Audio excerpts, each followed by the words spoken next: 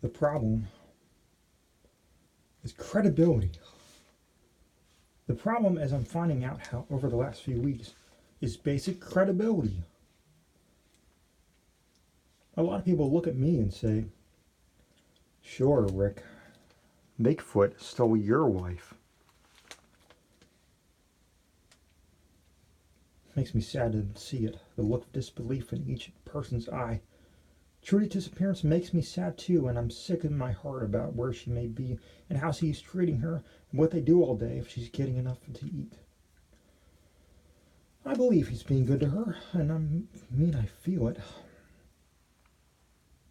And I'm going to keep hoping to see her again, but it is my belief that I probably won't. In the 2.5 years we were married, I've had the feeling that I would come home from the track or something would be funny. Oh, she'd say things. One of these days, I'm not going to be here when you get home. Things like that. Things like everybody says. How stupid of me not to see them as omens. When I get out of bed in the early afternoon, I stand right here at the sink.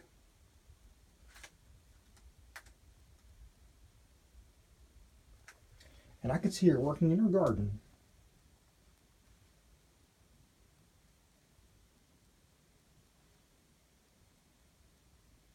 In her cut off levies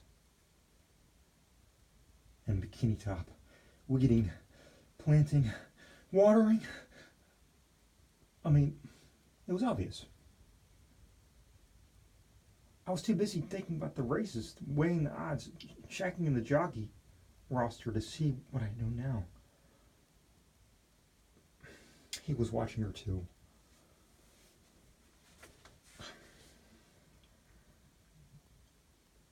He'd probably been watching her all summer, so in a way it was my fault. But what could I have done? Bigfoot steals your wife. I mean, even if you're home, it's going to be a mess. He's big and he's not well trained. When I came home, it was about 11:30. The lights were on, which really wasn't anything new. But in the ordinary mess of the place, there was little difference. Signs of a struggle. There was spilled Dr. Pepper on the counter and the fridge was open, but there was something else, something that made me sick. The smell of Bigfoot. It was hideous. It was... The guy is not clean. Half of Trudy's clothes are gone, not all of them, and there is no note.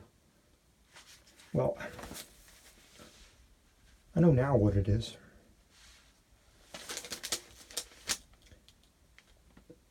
It's just about midnight and they're in the kitchen, which smells like some part of hell. I closed the fridge door. It's the saddest thing I've ever done. There's a picture of Trudy and me leaning against her Toyota taped to the fridge door. It was taken last summer. There was Trudy in her bikini top, her belly brown as a bean. She looks like a kid. She was a kid, I guess. 26. The 2 times she went to the track with me, everybody looked at me like how I'd rate her. But she didn't really care for the races. She cared about her garden and Chinese cooking and Buster, her collie, who I guess Bigfoot stole too. Or ate. Buster isn't in the picture. He was nagging my nephew, Chuck, who took the photo. Anyway, I closed the fridge door, and it's like part of my life closed. Bigfoot steals your wife, and you're in for some changes. You come home from the track having missed the daily double by a neck, and when you enter the home you are paying for, and in which you and your wife's collie live, and your wife and collie are gone, as if some of her clothing, there's nothing to believe. Bigfoot stole her. It's a fact.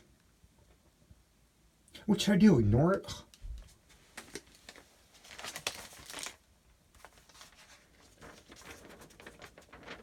Chuck came down and said something like, well, Bigfoot store. Why'd they take the silica? Christ, what a cynic. Have you ever read anything about Bigfoot not being able to drive? He'd be cramped in there, but I'm sure he can manage. I don't really care if people believe me or not. Would that change anything? Would that bring Trudy back out here? Pull the weeds in her garden? As I think about it, no one believes anything anymore. Give me one example of someone believing one thing. I dare you. After that, we get into this credibility thing.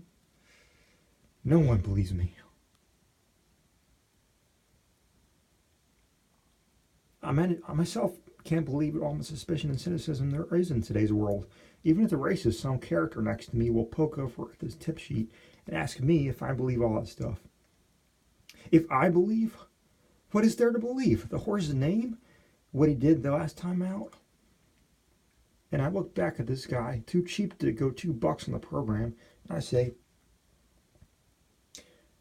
it's history. It is historical fact here. Believe. Huh. Here's a fact.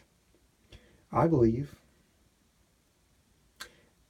everything. Credibility. When I was 13 years old, my mother's trailer was washed away in the flooding waters of the Harley River and swept 31 miles, ending right side up and nearly dead leveled just outside Mercy.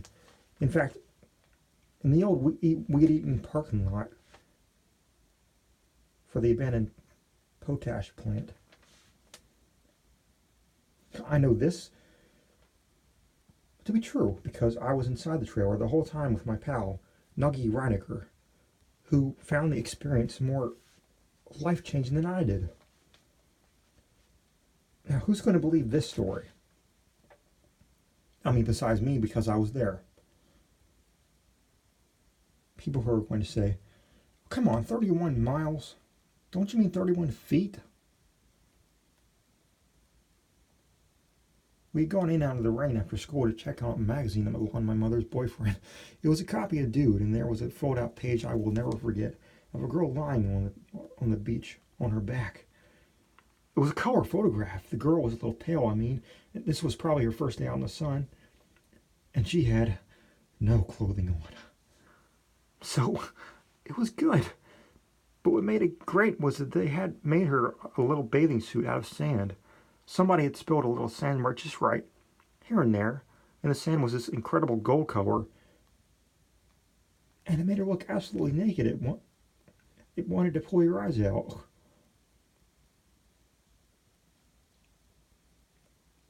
Nuggie and I knew that there was flood danger in Griggs. We had a flood every year almost, and it hadn't been raining for 5 days on and off. But when the trailer bucked the first time, we thought it was my mother come home to catch us in the dirty book.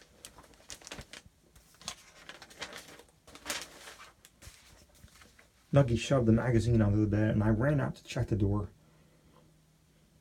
It only took a second, and I hollered back, "Hey, no sweat. No one's here." But by the time I returned to see what other poses they had this beautiful woman commit, Nuggie already had his pants to his ankles and was involved in what we knew was a sin. And if it hadn't been for the timing of the first wave with this act of his, Nuggie might have gone out on with the rest of the life. What the rest of us call a normal life. But the Harley had crested in the head wave, which they estimated to be 3 feet minimum, unmoored the trailer with a push that knocked me over the sofa and threw Nuggie, already entangled in his trousers, clear across the bedroom.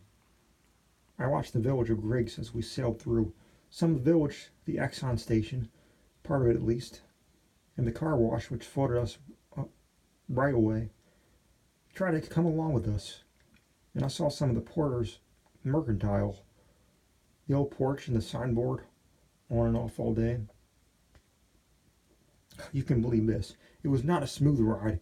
We'd rip along for 10 seconds and dropping off and growling over rocks and rumbling over tree stumps, and then wham! the front end of the trailer to lodge against a rock or something that could stop it. And whoa, we wheel around sharp as a carnival ride. Worse because the furniture would be thrown against the far side of us and what's with it.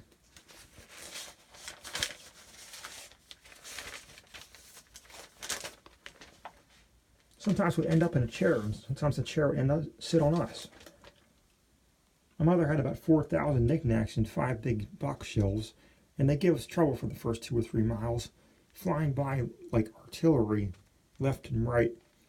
Some small glass snail hits you in the face, later in the back. But that stuff all finally settled in the foot, and then 2 feet of water, which we took on. We only slowed down once it was the worst. In the railroad flats, I thought we had stopped, and I let go of the door, and I was hugging and trying to stand up, and swish, another rush sent us right along. We ran along and all day, it seemed, but when we finally washed up in Mercy, and the sheriff's cousin pulled open the door and got swept back to his car by water and quite a few of those knickknacks, just over an hour had passed. We'd averaged, they figured later, about 32 miles an hour, reaching speeds of up to 50 at Lime Falls and the Willows.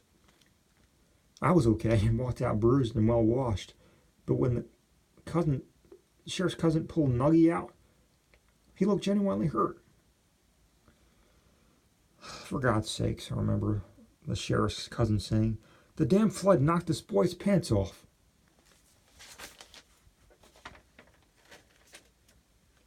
But Nuggy wasn't talking. In fact, he never hardly talked to me again for 2 years when he stayed at the regional school.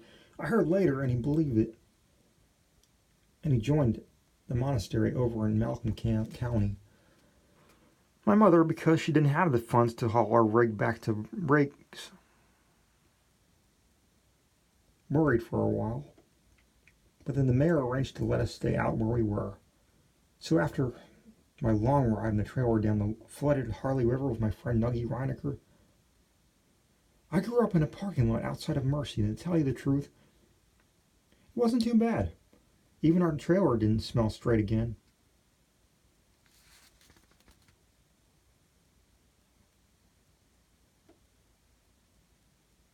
Never did smell straight again. Now, you can believe all that. People are always saying, don't believe everything you read or everything you hear, and I'm here to tell you. Believe it. Everything. Everything you read, everything you hear, believe your eyes, your ears.